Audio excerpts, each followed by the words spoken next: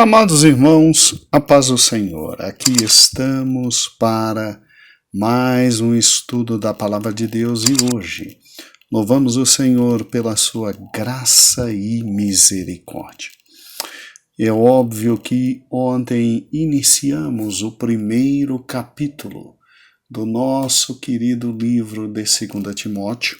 E hoje, obviamente, vamos, após toda a introdução que foi feita ontem, trabalhar com o capítulo número 1 de 2 Timóteo. Aqui nós vemos de forma muito clara, em primeiro lugar, do versículo 1 até o versículo 5, Paulo simplesmente trabalhando algo muito importante. A saudação pessoal e, obviamente, a riqueza que era a vida privada de Timóteo. Se não, acompanhe comigo. No versículo 1 e 2 diz exatamente assim: Paulo, apóstolo de Cristo pela vontade de Deus, segundo a promessa da vida que está em Cristo Jesus, a Timóteo, meu amado filho, graça, misericórdia, paz da parte de Cristo, de Deus Pai e de Cristo Jesus, nosso Senhor. E aí Paulo vem com um hino de glorificação.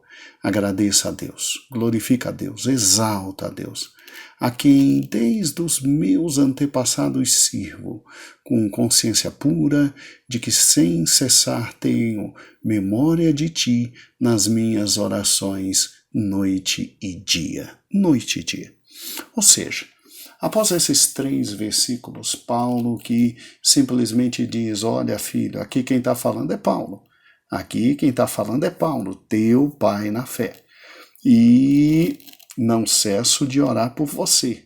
Estou aqui, estou no pior local do mundo possível nesse momento, mas eu não cesso de orar por você.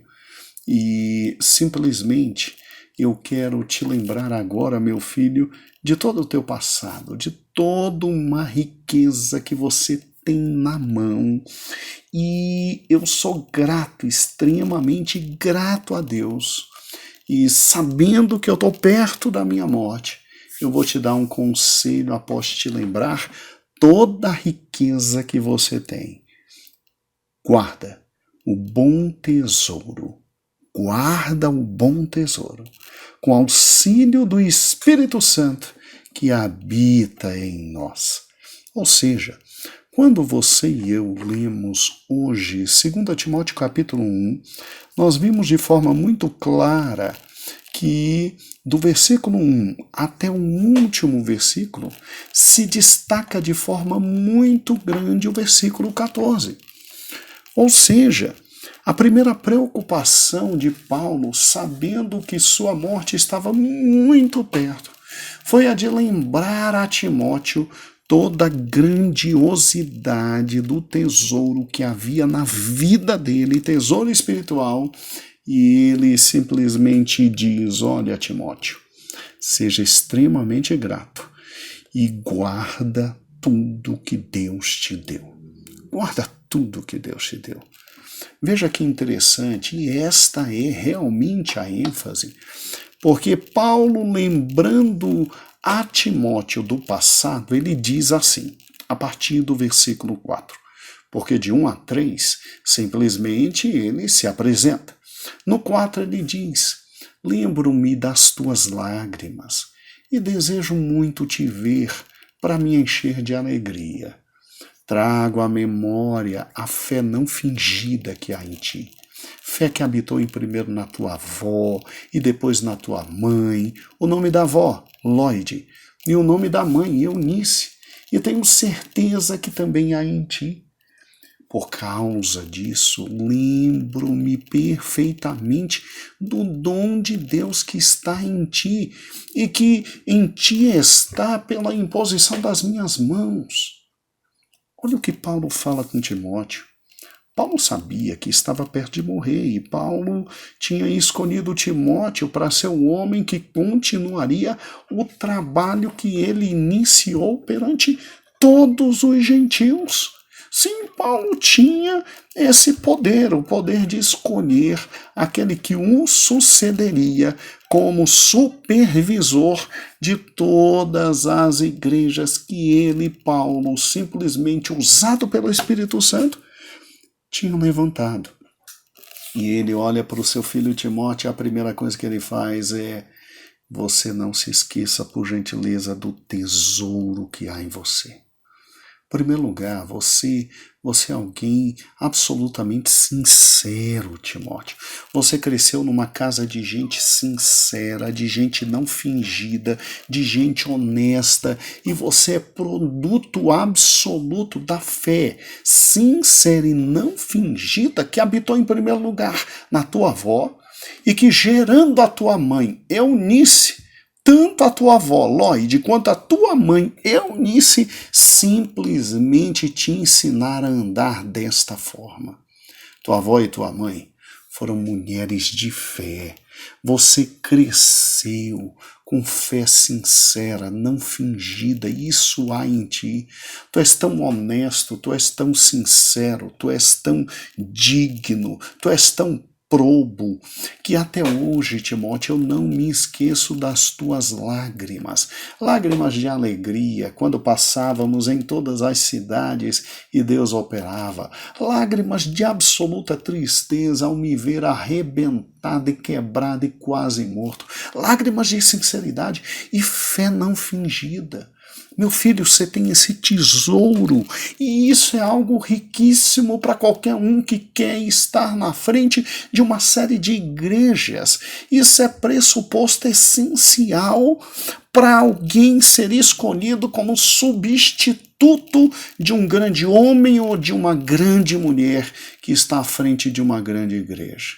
E olha, eu me lembro de você. Você tem isso. Você tem uma fé sincera, uma fé não fingida, produto da tua avó e da tua mãe, porque teu pai era grego, Timóteo. Teu pai era grego. Mas, acima de tudo, eu não me esqueço, não é só da tua fé. Não sai dos meus olhos, não sai da minha mente fotográfica as tuas lágrimas de sinceridade. E lembre-se, Timóteo, que além desta riqueza familiar, que poucos têm, porque poucos são aqueles que nascem num lar onde a fé vem desde a avó, que passa pela mãe e que chega ao filho, e que ele literalmente cresce mamando nos seios da piedade. Timóteo, eu quero te lembrar algo mais importante ainda. Um dia Deus te separou. Um dia Deus te encheu do seu espírito. E por intermédio das minhas mãos e das mãos de cada um dos anciãos da igreja que colocaram sobre ti, veio o dom de Deus, o dom de pregar, o dom de falar, o dom de administrar. O dom de Deus está em ti. Meu filho, tu és precioso. Tu és precioso. Então, faz o seguinte: não se leve mais pelo espírito de medo e de temor.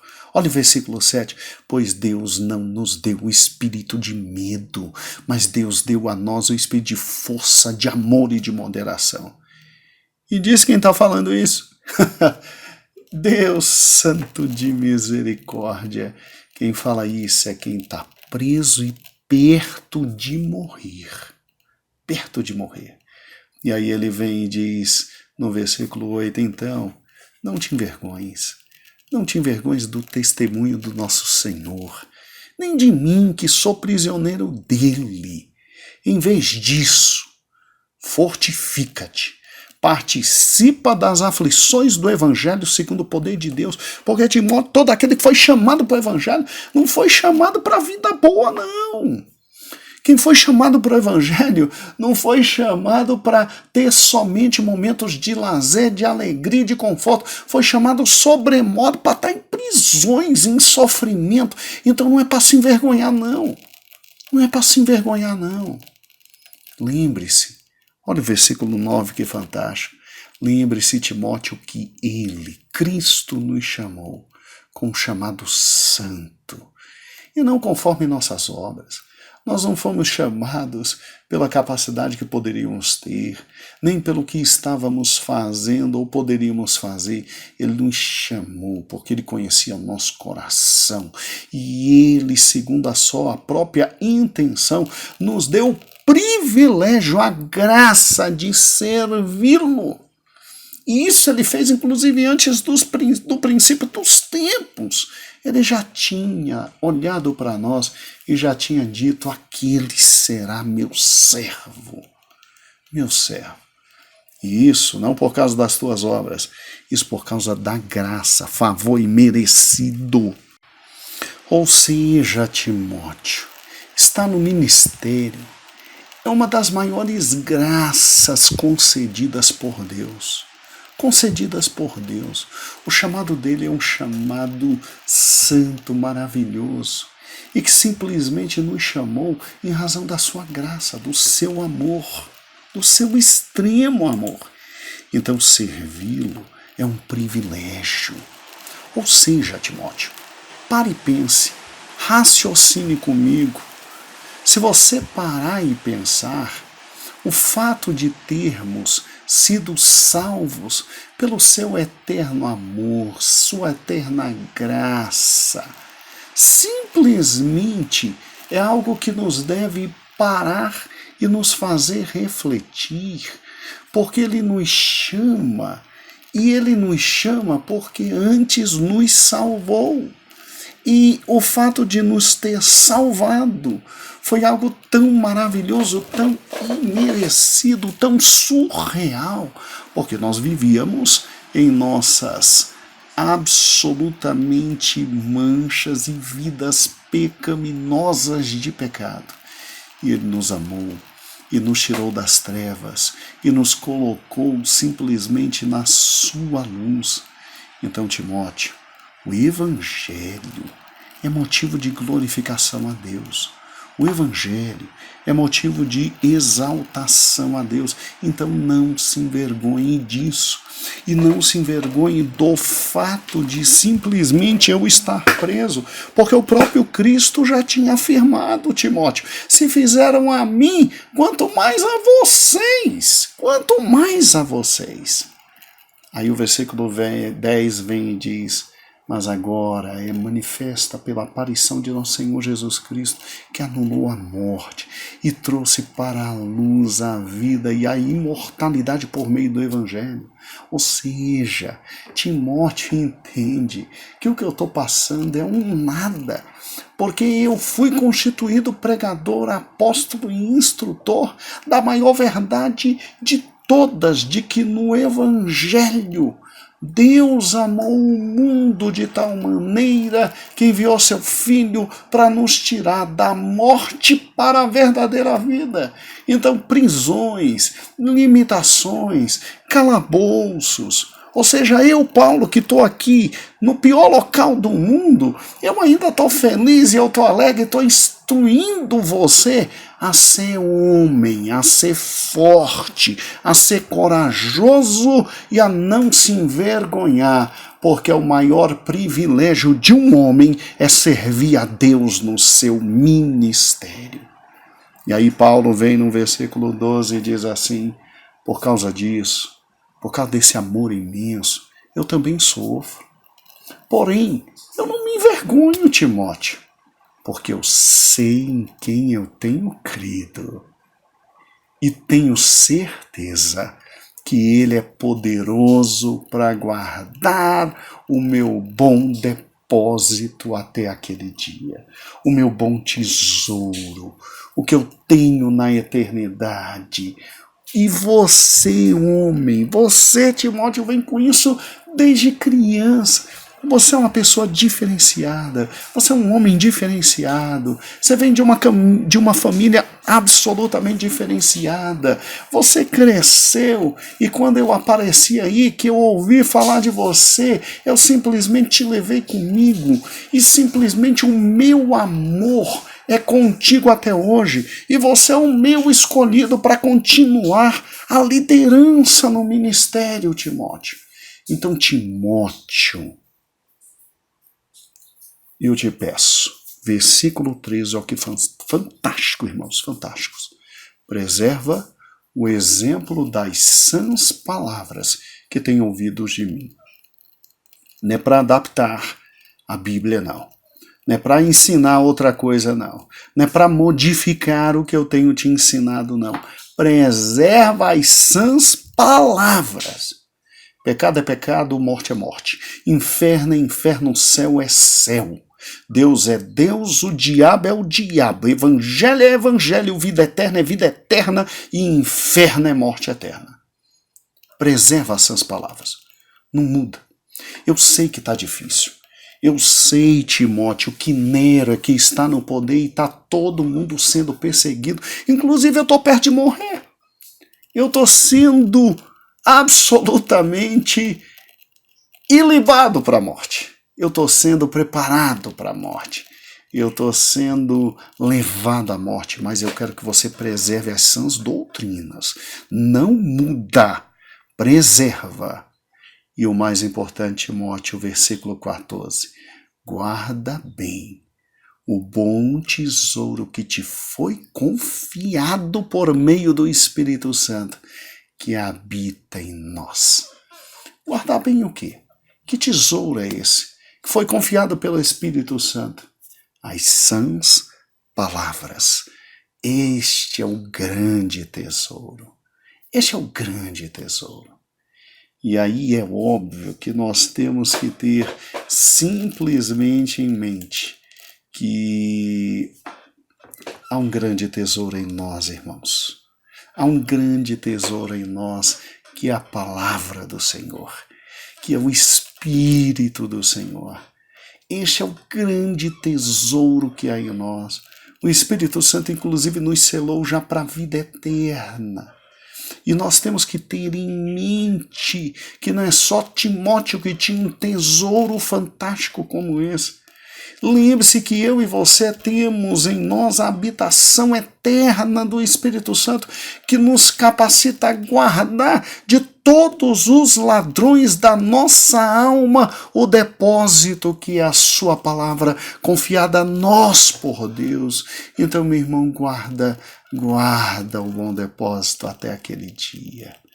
Guarda o bom depósito até aquele dia.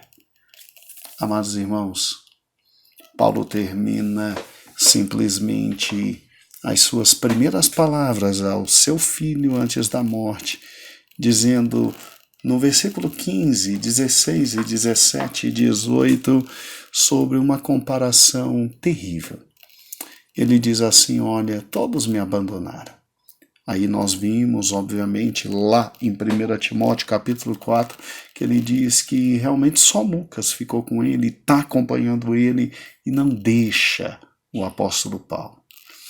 E ele fala de dois grandes homens que ele simplesmente parece-me, irmãos, que confiou bastante, que tinha muito carinho com esses homens, tanto é que ele deu nome a estes homens. Ele diz assim no versículo 15, sabe que todos os que estão na Ásia me abandonaram. Inclusive, Fígelo e Hermógenes. Timóteo, ao ler essa parte, deve ter ficado revoltado, porque Fígelo e Hermógenes deviam ser homens da absoluta confiança de Paulo e que simplesmente quando viram Paulo, não mais numa cadeia, obviamente numa casa, pagando com todas as prerrogativas de um cidadão romano, mas agora no terrível calabouço da prisão marmetina. Fígelo e Hermógenes, irmãos, sartaram fora, como dizem os meninos, se mandaram. E Paulo diz, mas eu quero te dizer algo interessante, sabe, Timóteo? Que Deus abençoe Onesíforo, porque esse homem é diferente. Ele simplesmente, além de ter me ajudado muito aí em Éfeso, e você conhece Onesíforo, se ele me ajudou, ele te ajudou também. Ele simplesmente veio aqui quando soube da minha prisão, e ele me consolou. E sabe, Timóteo, numa cidade de mais de 1 milhão de habitantes, aonde não se dá informação nenhuma, e principalmente se o indivíduo está preso, que morra para lá. E se está na pior prisão do mundo, que é a prisão marmetina, é incrível que esse homem tenha simplesmente me procurado com muito empenho para me encontrar. Está aí no versículo 17. E olha, quando ele me encontrou, ele me trouxe muito, mas muito bem-estar. E ele me consolou de forma extraordinária. Amados irmãos, se nós fôssemos hoje simplesmente companheiros de Paulo, será que nós teríamos deixado Paulo à míngua, como fizeram Fígelo e Hermógenes? Ou será que nós teríamos a coragem de Onesíforo, que sai de Éfeso, vai até Roma, sabendo que a cabeça dele podia estar a prêmio, e ele simplesmente vai aonde está Paulo, encontra Lucas, que Lucas nunca deixou Paulo, e ele procura confortar Paulo de tudo que é jeito. Num local onde Paulo não podia sair, dificilmente receber uma ou outra pessoa, e amorosamente procura fazer tudo por Paulo. Eu fico imaginando o versículo 18 se cumprindo na vida de Onesíforo. Olha o versículo 18. O Senhor lhe conceda que naquele dia ele encontre misericórdia diante do Senhor. Eu fico imaginando o quanto Deus deve ter abençoado este homem chamado Onesíforo. Eu fico imaginando o quanto nos dias de dificuldade esse homem foi abençoado. Porque, irmãos, quem abençoa um servo do Senhor, dos mais simples, com um copo d'água já tem consequências espirituais, materiais. Você sabe o que é ir procurar o grande apóstolo Paulo, quando todo mundo tinha abandonado, e quando 2 dos seus grandes auxiliares, tanto é que ele dá nome para os 2, o jogam no lixo, e ele vai e ele ama. Oh, irmãos, que nós possamos ser como Onesíforo foi, e amar e ajudar de forma incondicional, independente de como esteja nossos líderes, amá-los e ajudá-los. Deus abençoe a todos. Até amanhã com 2 Timóteo, capítulo 2. Peço perdão pelo barulho de chuva, mas aqui no DF tem muita chuva. Deus abençoe a todos. Amém.